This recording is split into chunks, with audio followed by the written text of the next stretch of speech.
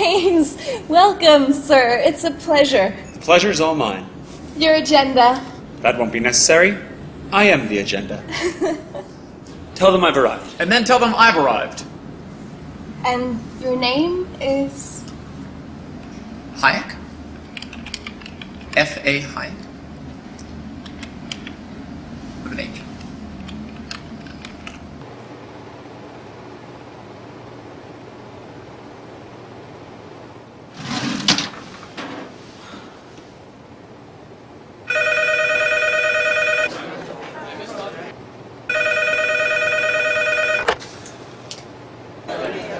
Freddie.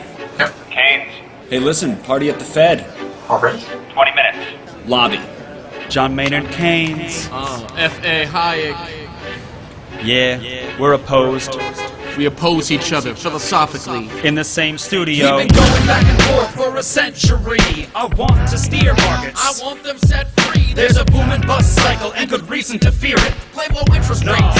It's the animal spirits. John Maynard Keynes wrote the book on modern macro. The man you need when the economy's off track. Depression, recession, now your question's in session. Have a seat and I'll school you in one simple lesson. Boom, 1929, the big crash. We didn't bounce back, economy's in the trash. Persistent unemployment, the result of sticky wages. Waiting for recovery, that's outrageous. I had a real plan, any fool can understand. The advice real simple, boost aggregate demand. C-I-G, altogether gets to Y. Keep that total growing, watch the economy fly. We've been going back and forth for a century. I want to steer markets. I want them set free. There's a boom and bust cycle and good reason to fear it. Play low interest rates. It's the animal spirit. You see, it's all about spending. Hear the register cha-ching. Circular flow, the dough is everything. So if that flow is getting low, doesn't matter the reason. We need more government spending. Now it's stimulus season, so forget about saving. Get it straight out of your head. Like I said, in the long run, we're all dead. Savings is destruction, that's the paradox of thrift. Don't keep money in your pocket or that growth will never lift. Because business is driven by the animal spirits, the bull and the bear. And there's reasons to fear its effects on capital investment, income, and growth. That's why the state should fill the gap with stimulus, both the monetary and the fiscal. They're equally correct. Public works, digging ditches, war has the same effect. Even a broken window helps the glass man have some wealth. The multiplier driving higher the economy's health. And if the central bank's interest rate policy tanks, a liquidity trap, that new money stuck in the banks. Deficits could be the cure you've been looking for. Let the spending soar now that you know the score.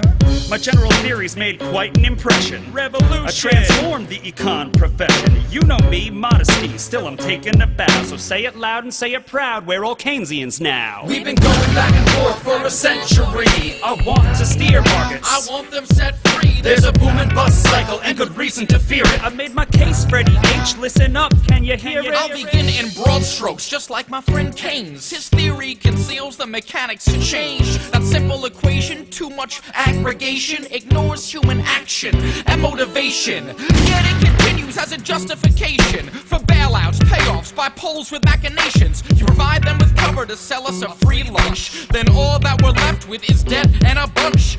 If you're living high on that cheap credit hog, don't look for a cure from the hair of the dog.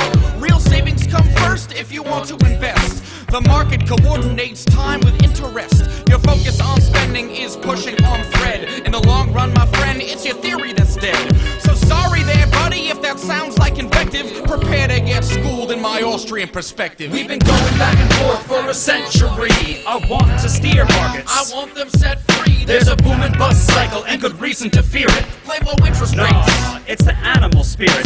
The place you should study isn't the bust, it's the boom that should make you feel leery. That's the thrust of my theory. The capital structure is key. Malinvestments wreck the economy. The boom gets started with an expansion of credit. The Fed sets rates low. Are you starting to get it? That new money is confused for real loanable funds, but it's just inflation that's driving the ones who invest in new projects like housing construction. The boom plants the seeds for its future destruction.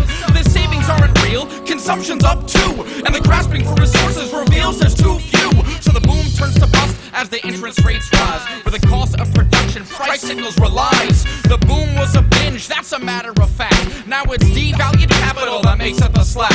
Whether it's the late 20s or 2005, booming bad investment seems like they'd thrive. You must save to invest, don't use the printing press, or a bus will surely follow, an economy depressed. Your so-called stimulus will make things worse. Just more of the same, more incentives perverse. And that credit crunch ain't a liquidity trap, just a broke banking system. I'm done, that's a wrap. We've been going back and forth for a century. I want to steer markets. I want them set free. There's a boom and bust cycle and good reason to fear it. Blame low interest rates. Nah, it's the animal spirits.